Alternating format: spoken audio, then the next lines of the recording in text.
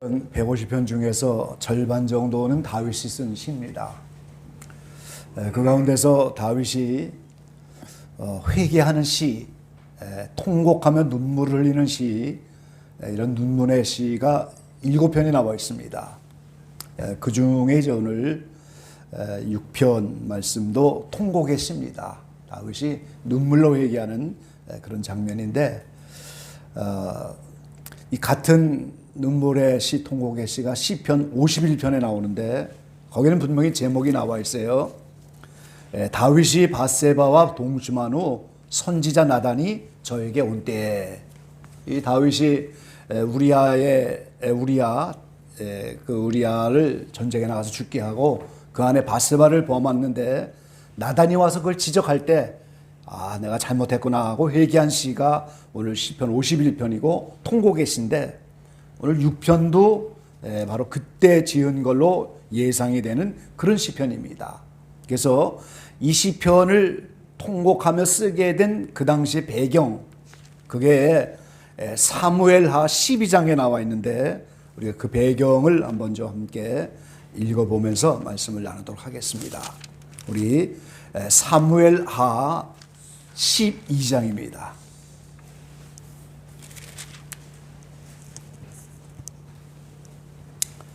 12장 1절로 25절까지만 한번 교독해 보시죠. 조금 길지만 한번 다윗이 이런 배경 속에서 바로 6편을 만든 거구나 이렇게 예상해 보면서 한번 교독해 보겠습니다. 사무엘하 12장 구약성경 제가 가진 성경에는 479페이지입니다. 교독해 보시죠. 여호와께서 나단을 다윗에게 보내시니 와서 저에게 이르되 한 성에 두 사람이 있는데 하나는 부하고 하나는 가난하니 가난한 자는 아무것도 없고 자기가 사서 기르는 작은 암양새끼 하나뿐이라. 그 암양새끼는 저와 저의 자식과 함께 있어 자라며 저의 먹는 것을 먹으며 저의 진에서 마시며 저희 잔에서 마시며 저의 품에 누움으로 저에게는 딸처럼 되었거늘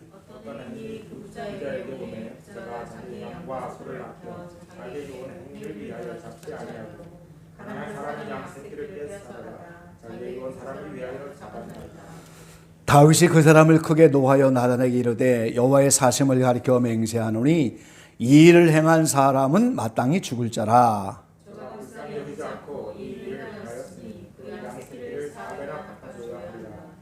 나단이 다윗에게 이르되 당신이 그 사람이라. 이스라엘의 하나님 여호와께서 이처럼 이르시기를 내가 너로 이스라엘의 왕을 삼기 위하여 내게 기름을 붓고 너를 사울의 손에서 구원하고 내 주인의 집을 내게 주고 내 주인의 처를 내 품에 두고 이스라엘의 유다 족속을 내게 맡겼느니라.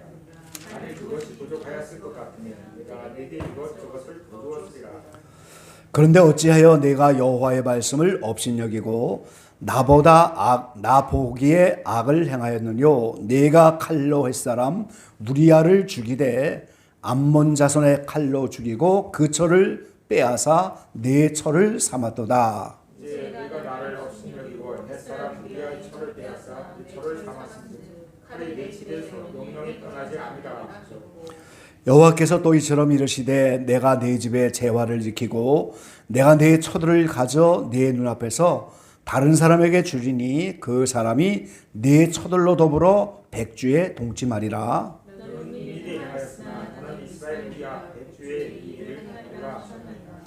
다윗이 나단에게 이르되 내가 여호와께 죄를 범하였노라 하며 나단이 다윗에게 대답하되 여호와께서도 당신의 죄를 사하셨나니 당신이 죽지 아니하려니와.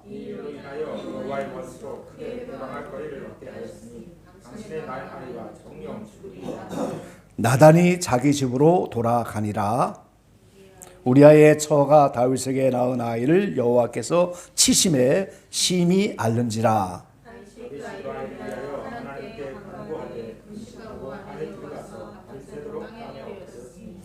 그 집의 늙은 자들이 곁에 이르러 다윗을 일으키려 하되 왕이 듣지 아니하고 저희로 더불어 먹지도 아니하더라.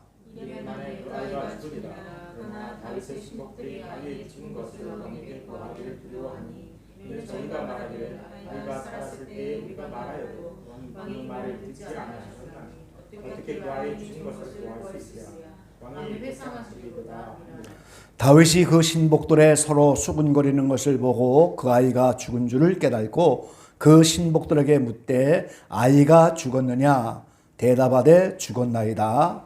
다윗이 땅에서 일어나 옷을 씻고 기름을 바르고 의복을 갈아입고 여호와의 전에 들어가서 경배하고 궁으로 돌아와서 명하여 음식을 그 앞에 베풀게 하고 먹은지라. 신복들이 왕께 묻되 아이가 살았을 때는 유하여 금식하고 우시더니 죽은 후에는 일어나서 잡수시니 어쩌미니까? 내가 살았을 때 내가 금식하고 운 것은 혹시 여호와께서 나를 불쌍히 여기사 아이를 살려주실는지 누가 알까 생각하는구나. 시방은 죽었으니 어찌 금식하랴? 내가 다시 돌아오게 할 수 있느냐? 나는 저에게로 가려니와 저는 내게로 돌아오지 아니하리라. 다시 그처 바스를 위로하고 저에게 들어가는 진하였더니 저가 아들을 왕의 그 이름을 솔로몬이라 하니라. 여호와께서 그를 사랑하사 다 같이요. 선지자 나단을 보내사 그 이름을 여디디하라 하시니 이는 여호와께서 사랑하심을 인함이더라. 아멘. 이 다윗이 임금이 되고 수많은 처첩을 갖고 있음에도 불구하고 우리아의 하나밖에 없는 아내를 우리아를 전쟁터에 내보내고 범했잖아요. 지금 그거를 이제 부자와 가난한 자의 양과 소의 이 비유를 통해서 나단이 일러주니까 그때 이제 다윗이 바로 그게 바로 나였구나 그러면서 통회하면서 오늘 지은 시다 이렇게 예상이 되는 거죠. 오늘 16절 말씀에 보면 다윗이 그 아이를 하여 하나님 앞에 간구하되 금식하고 엎드려서 밤새도록 땅에 엎드렸더니 이렇게 그 아이가 지금 병들어 죽게 된 그 상태에서 자기의 죄를 자복하면서 오늘 시편 6편을 썼다 이렇게 배경을 좀 이해하고 말씀을 보면 좋겠습니다. 자, 그럼 이제 1절에 여호와여 시편 6편입니다. 여호와여 주의 분으로 나를 견책하지 마옵시며 주의 진노로 나를 징계하지 마옵소서.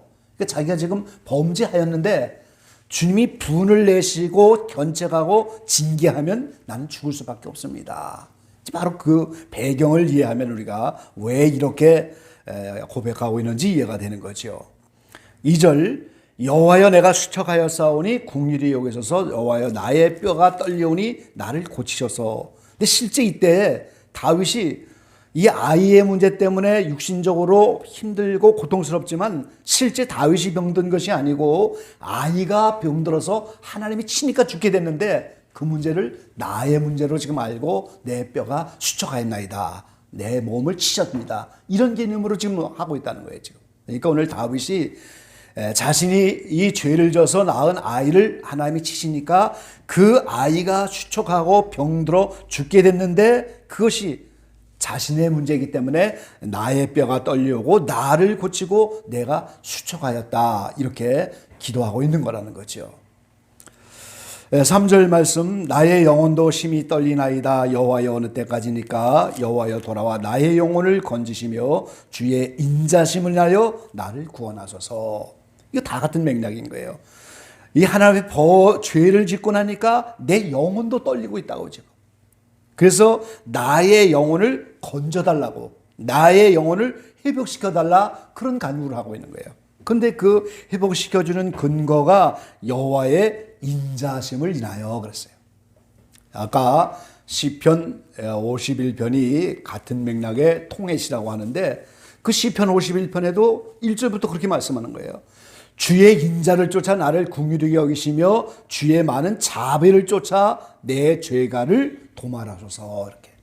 그러니까 자기는 지금 범죄했지만은 그래서 아이가 지금 하나님 앞에 치심을 당하여 죽게 되었는데 그게 내 문제이고 내 죄 때문이니까 나를 분내지 마시고 견책하지 마시고 내 뼈가 떨리고 내가 죽게 되는데 영혼까지라도. 그런데 하나님이 인자를 쫓아서 긍휼을 때문에 나를 돌아봐 주시고 내 죄가를 도말하소서 이렇게 기도하는 거예요. 51편의 특징 가운데는 5절에 그런 표현하셨어요. 내가 죄악 중에 출생하였으며 모친이 죄 중에 나를 잉태하였나이다. 그러니까 아담 이래로 여인의 후손인 모든 사람은 본래부터 죄인으로 태어났다는 거, 원죄 아래 있는 인간임을 고백하고 있는 거예요 지금. 사실 이 시편 6편을 쓰고 51편을 쓰면서 다윗이 이스라엘 왕이 될 때는 죄에서 해방된 영적 할례 자리에서 쓴 거거든요.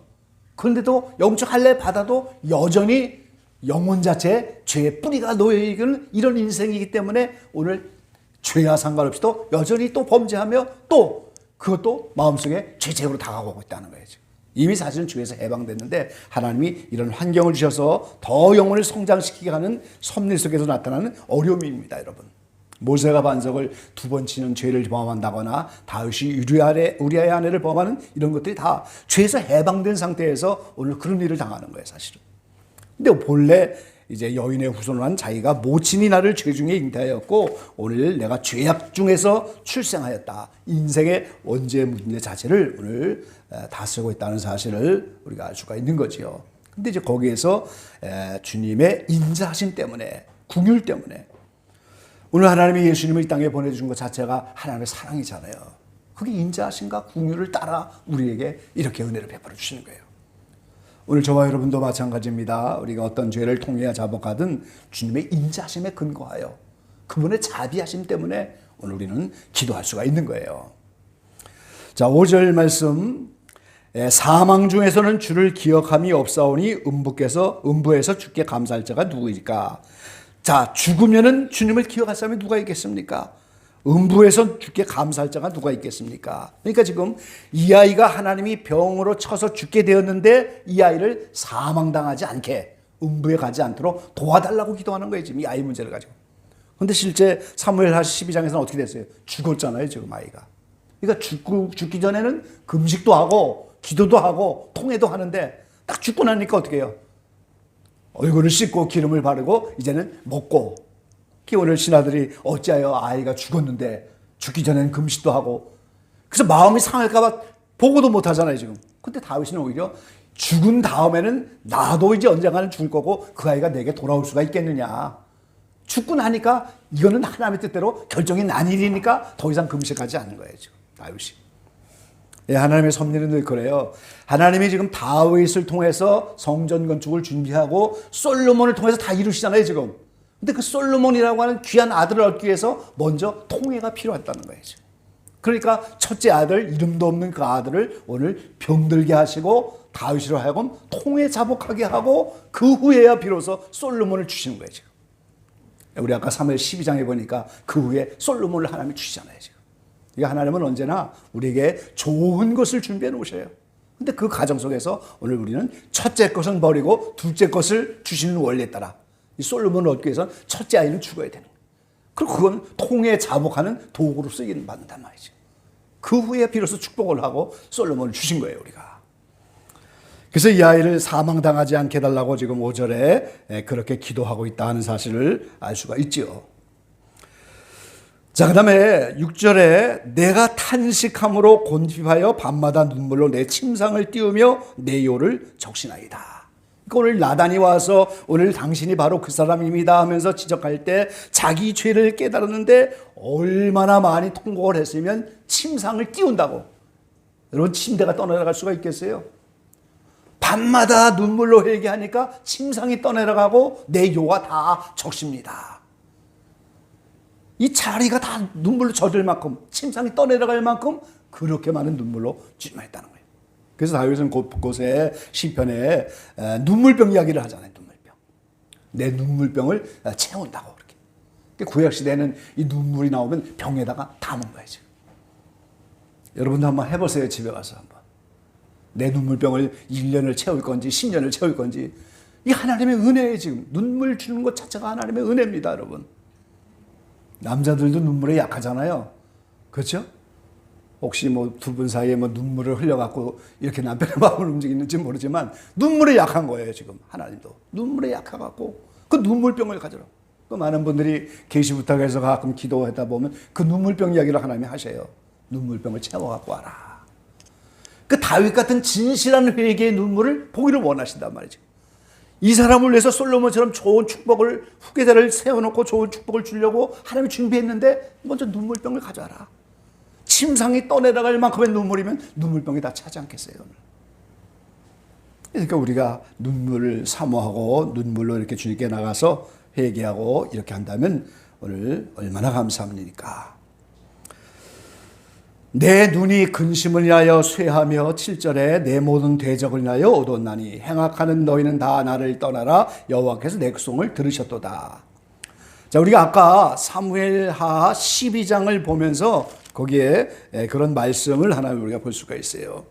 사무엘하 12장에 보면은 14절에 그 말씀이 나와요. 14절. 이 일로 인하여 여호와의 원수로 크게 해방거리를 얻게 하셨으니 그랬어요. 이 다윗이 왕이 되기까지 얼마나 파란만장한 생애를 살아가요. 그럼 그 다윗이 왕이 되는 걸 모든 사람이 찬성하느냐? 반대하는 사람들도 있잖아요. 원수들이 있단 말이에요. 근데 다윗이 이 죄를 범하고 나니까 그게 다윗을 해방하는 해방거리가 됐다는 거죠. 그러니까 원수들이 옳지 잘됐다. 다윗이 지금 범죄했다. 하나님이 치실 것이다. 그 해방거리가 됐다는 거예요. 이 문제가 지금.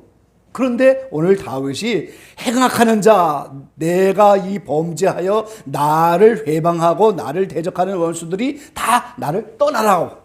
그러니까 주변의 원수들 이 모든 문제를 자신의 통해하는 이 자복시로 오늘 그 원수까지 다 해결해달라. 이렇게 하는 거죠. 그럼 오늘 우리도 마찬가지죠. 마귀가 오늘 우리에게 환경을 갖다 주면서 하는 일은 뭐예요? 검사가 죄를 정하려고 하는 거예요, 지금. 하나님 저 암흑의 영혼이 여기 원수 사랑하고 하는데 원수를 지금 사랑 못하고 있습니다. 합법적으로 하나님께 고소한단 말이에요, 지금 마귀가. 정죄하는 거예요, 마귀는 직분이. 그럼 하나님이 재판장이신데, 그런데 오늘 그거를 회개하고 다시 말씀 지키는 자리로 나가면 어떻게 돼요? 검사가 오늘 그걸 고치고 해결했으니까 정죄할 고속거리가 없잖아요. 근데 이 다윗에게 바로 이 우리아의 아내 바세바를 범한 이 일 때문에 오늘 그들에게 회방거리가 되고 악령들의 조롱거리가 되고 말거리가 됐단 말이죠. 그런데 이 통에 자복하면서 그 원수들이 다 물러가고 행악자들이 다 나에게서 떠나갈 것이다. 이렇게 고백하고 있는 거예요. 그러니까 오늘 우리가 이러한 시편이 나타난 그 원리를 알고 배경을 알면 이 말씀들을 더 이해하기가 쉽게 되는 거죠. 그러니까 나를 지금 해방거리로 알고 이 죄 때문에 해방하는 그들, 행악하는 자들, 실제는 사람이지만 그 배후에는 악령들이 다 붙어갖고 다윗을 정죄하고 있는데 그들이 다 나를 떠나라. 8절 하반절에 내 곡성을 들으셨도다. 밤마다 침상이 떠내더라고 그렇게 많은 눈물을 흘리고 요를 적실 만큼 눈물을 흘리는 내 곡성을 하나님이 들으셨다. 그러니까 내 죄가를 다시 한번 해결해주고 분내지 않고 견책하지 않고 이 문제가 해결됐다는 거예요 지금. 그러니까 회방거리가 없어졌다 그 말이에요. 뭐 어떻게 돼? 악령이 떠날 수밖에 없는 거죠. 환경에서 다 나를 떠나라. 여호와께서 내 간구를 들으셨으며 오늘 여호와께서 내 기도를 받으시리로다. 내 모든 원수가 부끄러움을 당하고 심히 떨며 후련히 부끄러워 물러가리로다. 예, 다윗이 이 문제로 이제 범죄하여 오늘 악령들이 다 또 원수들이 이렇게 해방하고 달려왔지만 다윗을 회개하여 이 문제가 해결되니까 원수들이 오히려 부끄러움을 당한다. 정죄하려고 했던 그들이 부끄러움을 당하면서 다 물러갔다. 이런 표현이에요 지금. 자, 여기서 우리가 한 가지 더 받고자 하는 교훈은요. 지금 다윗을 통하여 예수님의 이야기를 하고 하자는 거. 처음부터 시편을 그렇게 말씀드렸잖아요. 다윗이 시편 22편에 내가 지금 조롱거리고 해방거리고 벌내고 이게 다 예수님에게 이루어지는 거잖아요. 지금 하나님 왜 나를 버리십니까? 그 다윗을 통하여 예수님의 그 모든 당할 일을 말씀하고 있는데 여기도 똑같은 개념이라는 거예요. 지금 무슨 개념이에요? 지금 아들의 그 문제가 내 문제다 이 말이에요. 지금 아들이 병든 것이 내가 병든 것이고 그게 내 죄 때문이니까 오늘 그 아들을 위해서 회개하고 통회하는 이 부모의 마음, 그것이 하나님 아버지의 마음이고 그 마음을 가지고 온 예수님의 마음이라는 거예요 지금. 예수님은 죄가 없으신 분인데 하나님의 자녀인 우리들이 지금 죽게 된 영혼들이잖아요. 이 아이처럼 지금 죽게 돼 있는 거예요 지금. 그 아이를 살려보려고 하는 다윗의 그 마음, 그게 부모의 마음인데 그게 하나님 아버지의 마음이고 그 마음이 곧 예수님의 마음이다 그 말이에요 지금. 그러니까 이 다윗을 통하여 지금 하나님의 마음을 대변하고 있는 거예요. 예수님이 죄인도 아니고 다윗처럼 죄를 범해서 아이 때문에 그런 거 아니고 예수님은 죄인도 아니지만 하나님의 자녀인 우리를 품고 이것이 예수님의 내 문제이처럼 오늘 새벽미마다 나가서 죄인들을 위해서 기도하는 주님의 마음을 다윗을 통하여 엿보게 되어지는 거다 이 말이죠. 이해가 되시나요? 제가 오래전에 개척교를 하다가 아들이 몇 살 땐가 어느 순간에 그냥 처음에 이사간 그 동네에서 잃어버리고 말았어요.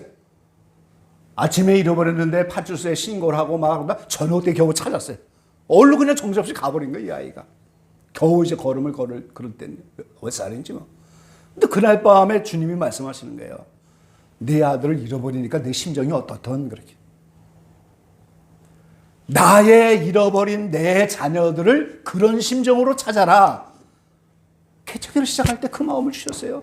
자녀를 하루 종일 잃어버리게 하면서 아버지의 잃어버린 아들, 아버지가 탕자를 기다리는 심정, 그거를 약간이라도 맛보게 하셨다는 거죠. 그래서 개척교를 열심히 하는 거예요. 잃어버린 영혼을 찾아보려고 말이죠. 오늘 똑같아요. 은연이를 몇 시간 잃어버려 보세요. 얼마나 애틋하겠어요. 이 세상에 메시아로 오신 그 예수님을 잃어버린 마리아의 마음, 잃어버렸어요. 지금 이스라엘 사람들은 여행을 할 때 남자들은 빨리 걸어가니까 오늘 이제 마리아가 여자들과 함께 천천히 가고 명절을 세우려고 예루살렘에 왔다가 예수님의 어머니 아버지가 말이죠. 요셉은 남자들과 먼저 갔잖아요 지금. 그러니까 요셉은 마리아와 예수님이 함께 있을 것이다. 하루 늦게 길을 떠나니까 먼 길을. 걸음의 차이가 나니까 말이죠. 그 마리아는 요셉과 함께 갔을 것이다. 그리고 아이를 잃어버리는 거예요. 그때 마리아가 얼마나 그 심정이, 그냥 아들이 아니잖아요. 지금 하나님이 보내신 메시아인데 메시아를 잃어버렸어요, 그 아이를. 성전에서 만나고 찾았지만 말이죠. 그러니까 오늘 자녀를 잃어버린 그 마음, 그 몇 시간이라도 잃어버린 그 마음, 그게 우리에게 얼마나 힘든 부모의 마음이에요. 그게 오늘 다윗이 그 자기의 자녀인 아들이 죽게 되어 있는 그걸 보면서 이건 내 죄 때문이지만 그 아이를 살려보려고 하는 그 마음이 곧 예수님이 하나님의 자녀인 우리를 중보하여 기도하고 우리의 영혼을 살려보려고 십자가까지 달리시는 주님의 마음이 다윗의 마음이었다는 거예요. 이 시편 안에서 우리가 중점은 바로 거기에 있는 겁니다. 여러분.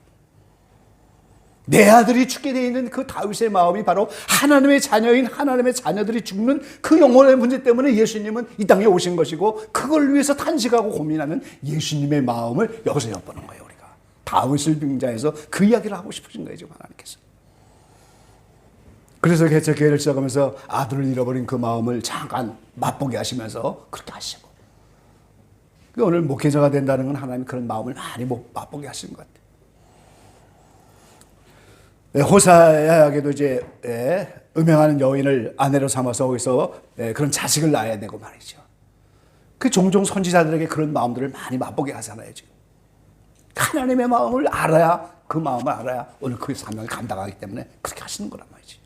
그래서 여기서 우리가 오늘 다윗이 오늘 범죄하여 그 아이를 낳았을 때 하나님이 그 아이를 치르셨기 때문에 거기에 대해서 자기 죄를 통해 자복하는 이런 환경이고, 그것이 해방거리가 되어서 원수들이 그걸 가지고 정죄하는 이 가운데서 다윗이 통해 자복하여 거기서 지금 벗어나고, 그러면서 거기서 동시에 자녀 아들을 위해서 기도하는 부모의 심정을 여기서 노래하고 있다는 거예요. 오늘 아버지가 오늘도 우리를 탕자가 돌아오는 것처럼 기다리는 것처럼 말이죠. 돌아오기만 하면 가장 좋은 옷을 입혀주고 가장 좋은 신으로 그러고 끌어안고 말이죠. 그 돌아온 탕자를 위해서 아버지가 밤새도록 눈물로 기도하는 그 부모의 마음을 오늘 시편 6편에서 우리는 끌어내고 그거를 읽을 줄 안다면, 그게 느껴졌다면 우리 시편 6편의 말씀이 우리에게 임한 줄로 이렇게 믿습니다. 영혼 하나하나가 다 주님의 귀한 자녀들이고, 우리가 이런 심정을 조금 가져서 아버지의 마음을 조금이라도 가질 수만 있다면 내 자녀를 위해서 오늘 다윗처럼 눈물로 기도하고, 이제 내 자녀가 직접적으로 아니지만 더 많은 영혼들, 이 몸된 교회의 지체들 전부가 오늘 우리가 한 몸된 한 자녀처럼. 왜요? 예수님이 뭐라고 말씀? 당신의 어머니와 당신의 동생들이 왔습니다. 그러니까 누가 내 형제 자매냐? 하나님의 뜻대로 하는 자가 내 형제 자매다 그러잖아요 지금. 그러니까 오늘 하나님의 뜻대로 행하면서 하나님의 나라를 함께 이루어져가는 그들이 우리에게 형제 자매고 그들이 우리의 자녀란 말이죠. 그러니까 그런 영혼의 하나를 위해서 그들의 문제를 내 문제로 끌어안고 아픔함 이렇게 가지고 갈 때 오늘 이것이 내 탓이고 내 문제고 그렇게. 그래서 늘 말씀드린 것처럼 저희 할머니